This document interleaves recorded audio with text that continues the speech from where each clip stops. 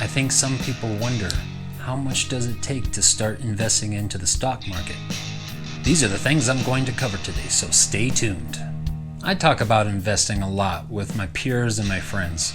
I've heard a lot of people say, I don't have any money to start investing. Or, I can't put money away to start investing. If you live in America, you have a job and a roof over your head, you can afford to start investing. Let me explain. I want to pose the question to anybody that's not invested, why not? Are you scared that you're going to lose your money? Don't like money? Or you're just not really sure where to start and how much you need to get started? About a year ago, I had an employee that came from a broken family, meaning, his parents got divorced. I was really trying to help him, mentor him, set him down the right path. This guy was really messed up when it came to making smart decisions. When I told him the smartest thing that he could possibly do at his age was put money away and start investing, he specifically told me that his mom thought investing was stupid and it was the same thing as gambling. Gambling. Yeah, that's why I'm sitting here talking to everyone rather than working a 9-to-5 job. Speaking of working, serious question. If you have a job and you collect a paycheck, then you obviously value money, right? Otherwise you wouldn't be doing it, unless you just absolutely loved working your job. Historically speaking, if you were to put any amount of money into the market, like the overall market, the S&P 500, every 7 to 8 years your money will double. If you think you can't afford to invest, the next time you go out to eat, get some water rather than a soda. Or make some instant coffee in the morning rather than stopping at Starbucks to get your orange mocha frappuccino. Because honestly, that is how little you need to start investing. Thanks possibly to one brokerage in particular, Robinhood. Now, Robinhood has been getting a lot of bad press lately. They've made a lot of bad mistakes in the past, and I think they've been working pretty hard to iron those out. But honestly, everyone owes them some gratitude. I know I do. If it wasn't for them, we'd all still be paying commissions.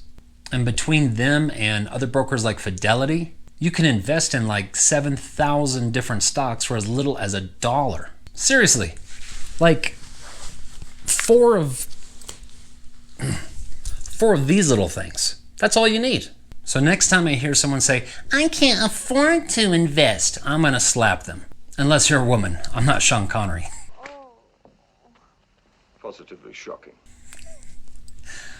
Sorry. Now granted, $1 is not gonna get you very far, but it's a start. Personally, I recommend at least like $10. That way you can at least get one of the stocks that I talk about. An REIT or a CEF perhaps. One that's gonna pay you monthly just to own it. If you feel overwhelmed and you feel like you gotta pick the right stocks, don't worry about it. Just invest in the overall market. Even Warren Buffett instructed his wife once he dies to put her money in the S&P 500. And that guy's way smarter than I am. He even once historically bet some hedge fund managers that they couldn't beat the S&P 500. It was like $1 million bet. And guess who won? Buffett. Let me show you guys some examples. Here's a chart of the S&P 500. This is where it's at today. This is where it's come from since last March when it crashed. This is where it was before that. And this is where it's come from. All I'm trying to say is, historically speaking, if you have your money in the overall market, the value of that is going to go up about 8 to 10% every year. Now that includes the bad years as well. So if you were to invest right now and we get a big pullback, I don't want you guys getting mad at me. It's part of the system. It can't always go up. Otherwise, I'd be a billionaire. I've said before, what you want to do is constantly feed it. That way you're averaging out. If it's going down while you're putting money in, you're averaging your price down. Then when it's starting to come back up, you've already been buying it at a lower price. Just remember, this is a marathon, not a sprint. And for those of you who want to try to time the market, good luck with that. Don't focus too much on trying to find an edge. Everyone's always asking me about the market or asking me about a particular stock. Do you think it's gonna skyrocket? I have no idea. That's not what I do. That's speculative. I don't like to gamble. I love Vegas, but when I go, I chain smoke cigars poolside with a nice daiquiri in my hand and experience fine dining. I'm an investor, not a gambler. And if you feel like you've missed the boat, like, maybe the market's already way too high and it's going to pull back, well, if you keep on waiting, you're going to miss the next boat as well. This is the greatest time in history to get into investing. And most of the brokers don't charge any commission, because why would they when everyone else isn't? I've said before, I used to pay $8 per trade years ago through E-Trade. Now, I'm pretty sure E-Trade is free. To give you an example of how it used to be, let's say you're sitting on $1,000 that you want to invest. Your buddy tells you about this new stock that he thinks is fantastic, and you happen to buy it. A week later, you're up 5%, and you're thinking, wow, that's like half of what the market does in your average year. So you decide to sell it. Well, congratulations, you just made $50 on your $1,000 investment.